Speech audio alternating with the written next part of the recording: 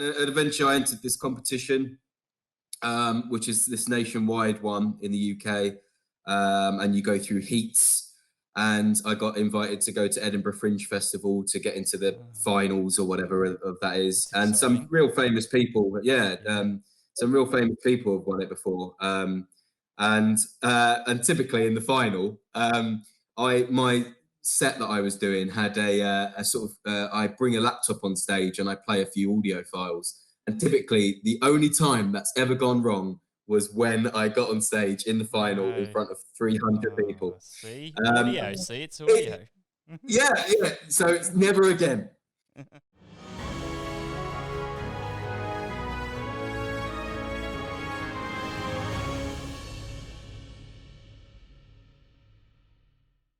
In the very beginnings, I wasn't thinking too big. I was just thinking, oh yeah, I'll try and create this video streaming service, generate some money. But the more and more I thought about it, I thought, you know what, like if you were able to get some good content on there and either acquire it from the markets or over time have the dollars to spend on it just the same as the other guys, and then you have a fundamental purpose of doing something good for the world, whereas the others are just there to make money. And it's not to slag those guys, because I have Netflix and Disney and I enjoy their content. But I thought, well, there is really a chance to have a crack against them. Anyway, so I've kind of turned into a bit of a advertisement, but so I'm working on this big video to do all of that, and it's kind of crunch time, really. It's either going to be sink or swim. So it's either going to be a huge success, and if it is successful, then people are going to get to know who I am, which is, I suppose, coming back to that this kind of fame thing, thinking in a lot of ways I don't want people to know who I am, because like you were saying with Tarantino, then you lose that ability to just be able to go around places without people bothering you, and it potentially has a flow-on effect to how people interact with your kids and all sorts of stuff. Yeah, it's mental, isn't it? Like a completely different world. Typically, like tech fame people don't have to worry so much about being bugged. It's more like it seems to be more the actors and the celebrities that get that. Indeed, well, Luke and I will let you know after Criminal Audition releases on Netflix, because it's totally going to get picked up by Netflix, isn't it, Luke? Any day. We're just waiting. Where can people find it at the moment? Where can they find it? Call us. Yeah, so it's out in 21 countries so far. If you're in the UK, it's on Amazon Prime, Sky Store, and iTunes. Yes. If you're in the US, there's far too many platforms for me to remember or list. But it's on a lot, so I'm sure you. But sadly, in Australia so far, it is not out yet. But I know sales agents are trying to sort that out. So hopefully soon. Yeah. But I'm sure in Australia, if you find a VPN. Yes, if you're really well protected on your home internet and making sure that nobody can trace you, track or trace you. Yeah, indeed. Well, it's really exciting, I think, for both of you. It sounds like things have, you've done a lot of the hard grafting, to use the pommy term, and you have certainly taken on the accent. There doesn't seem to be almost a shred of the Aussie accent in there. Oh, you say that, but if I'm talking to anyone from England, they'll say I don't sound like I'm British. If I go back to Australia, they'll say I sound like I'm not Australian. But so I'm like this kind of hybrid. But then when I go into auditions, I have to go full on English, and then when I do my voiceovers here, I go full on Australian. So I just have to turn it up now and turn it down. But this has kind of become this weird hybrid neutral accent. Because Luke, you wouldn't say I sound English, would you? No, see, fascinating. Yeah, I think you sound really British now. Yeah. Yeah, he think that, but nobody else does. My partner's very British, and he does not think I sound English. So when we used to go out to parties back in the day when you were allowed to go out, we'd somewhere and people go, "Oh, yeah, it's the good old days." And we'd be standing there, together having a drink and we'd meeting someone, and then about a couple of minutes in, they'd go, "Oh, you're Australian, aren't you?" And he'd go, "You've only just worked that out." Like, he'd think that was hilarious that people didn't pick it up straight away. I was like, see, people think I'm English now. And he'd go, "No, they don't. No, they don't." You would definitely fool the Aussies. Yeah, it is funny. My sister lived over there for a long time, and she picked up few bits and pieces. I used to give her a hard Mocker. time about. It's Yeah, but very strange, Brad, having children that you know are going to have a British accent. Like my little one, Yeah. his accent is so posh. You know, when he says little words, I'm like, oh my god, who are you? That's really weird. Like, that's really funny. He doesn't go, "G'day, mate." yeah. So I think it's what? great that you can sort of have that point where you're, like you say, you're in between, so you can always Yeah, just turn up one of them rather than having to, pick up some things. yeah, It's 'cause it good that you've wasn't now like that got at that all. balance. You wouldn't have hired me back in 2009 for a British role because I did not I only sounded Australian. As much as I thought my British accent was good, it was terrible. I confess it was really awful. So Yeah, it took quite a few years That's before I could do it. that's why we waited the time. That was really what I was doing. yeah. That's why I You didn't know, get I an was like, offer back.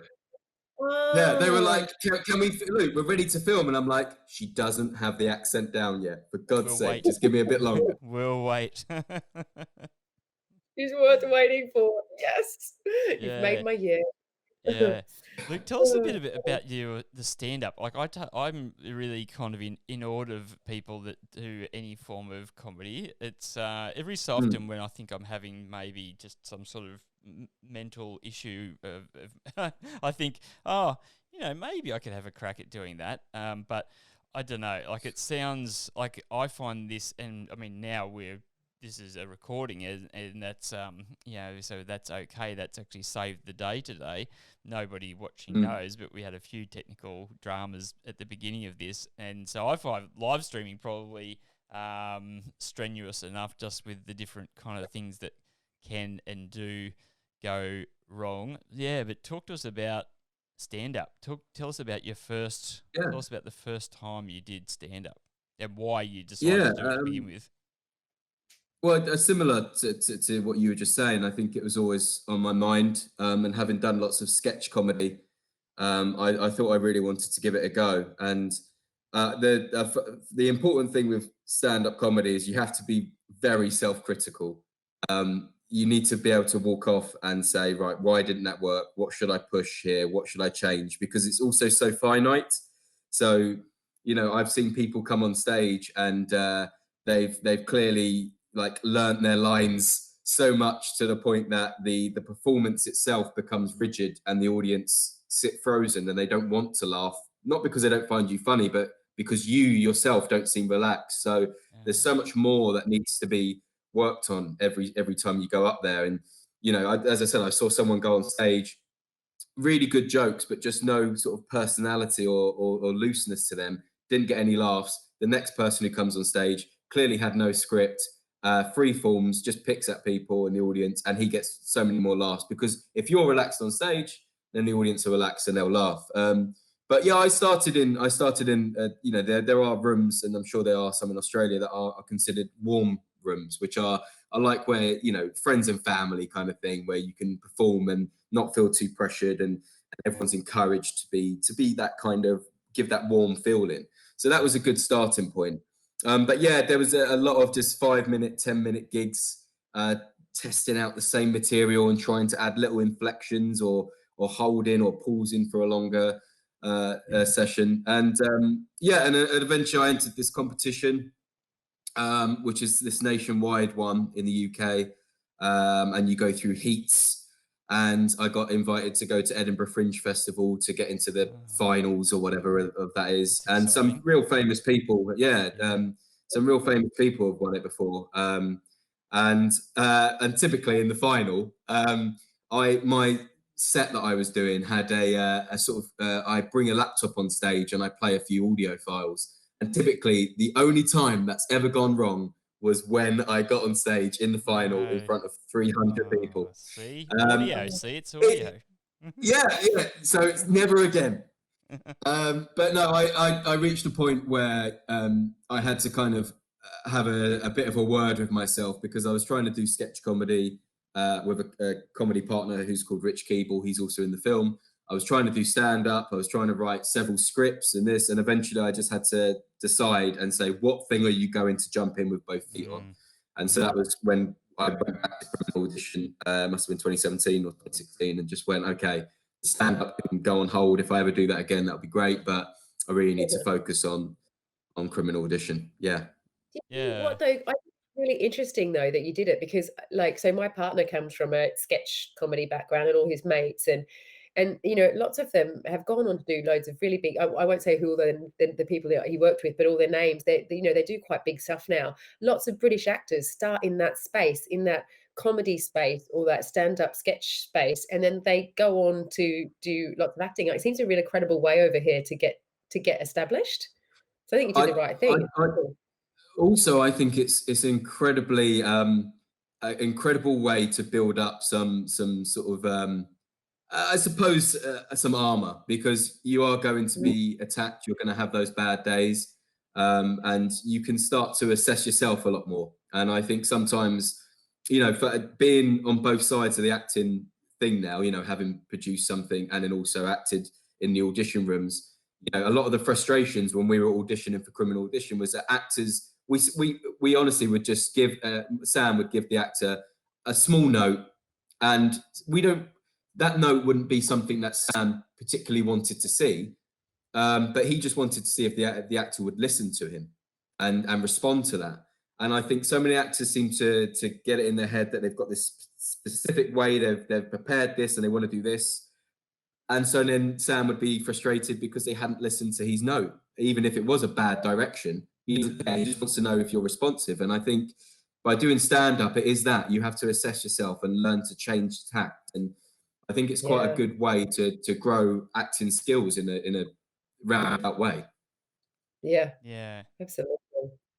Yeah, it's Mm. fascinating. The only thing that I could maybe liken, or when I try and understand the mind of people working on pieces of material and stuff like that, funnily enough, goes back to the time that I knew Ange. I was working this role, reached the lofty heights of Queensland sales trainer for this highly questionable company. Oh my God, like just, oh my goodness. Anyway, like this commission-only It's a door-to-door whole sales company. It's Yeah. called, I won't say what it was called officially, but Don't give it a we nicknamed it Yeah, as don't give it shit you sell after a while, because like for some reason someone come and dumped a whole bunch of like photocopiers that someone picked up from somewhere. Who knows? Like it was questionable, the whole place.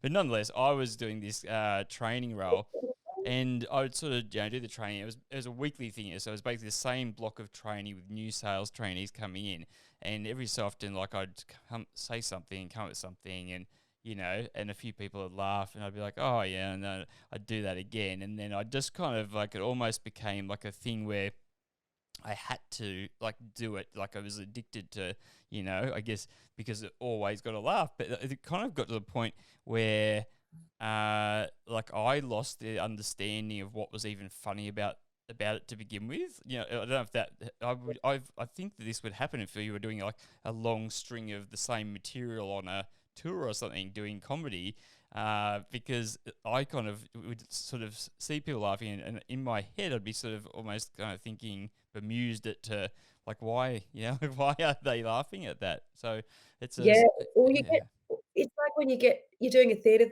gig and it's fun, you know, there's funny moments in it, but then you go back after you've been doing it for a week, like a week run for it perhaps, you know, and then you've got places where you expect the audience to laugh, and then there's a night that catches you off because they don't laugh at that moment. They laugh at something else, they don't laugh at all, and then it's a really grounding moment for an actor to go, "Yeah, don't get ahead of yourself. Never assume that you're funny. Play the character straight, play it how you're supposed to play it. Don't play it for the laughs. And if the laughs come, they'll come." And that's when it's a really truthful moment for you. Then you realize, yeah, you know, like comedy is actually about not being funny. You'll just get the funny, and people will find the funny in different times. Like you'll get a different audience in, and they'll find something else completely different that's actually the hilarious moment. And that's when you're most truthful as an actor. So I think that, you know, like that, if that kind of adds to yeah, what you're saying, yeah, yeah, yeah, it's yeah. awkward too because you're like, "Oh, no one put the phone up. Move on, move on." You know, you've paused for a laugh. Have you ever had that, Luke, where you've kind of almost paused for a laugh, and you're like, Yeah, "Keep going." especially for stand up, you got to remember as well, every room is going to be different. So, and so many small things can make a difference. You know, if it's a hot day and everyone's there a bit flustered, Or maybe the compare, no offense, maybe the compare hasn't been that great at the start and hasn't warmed them up properly. So maybe they're not in the mood. So there's always these little factors you have to take into account. And sometimes I would look on and see that maybe the audience weren't in the mood for, you know, long form, because a lot of my stand-up used to be quite long. You know, then I would set up a joke and pay it off around 10 minutes later, that kind of stuff. So I would see that they're a lot more in the mood for, like, they're being heckling and they're sort of shouting out stuff. So I knew that stuff wouldn't work. So I'd have to just go on and be like, right, we're going to just interact with the audience instead, because so you just have to be flexible to, as you said, Angela, what the audience is like on that evening. So it's the same as theatre, yeah.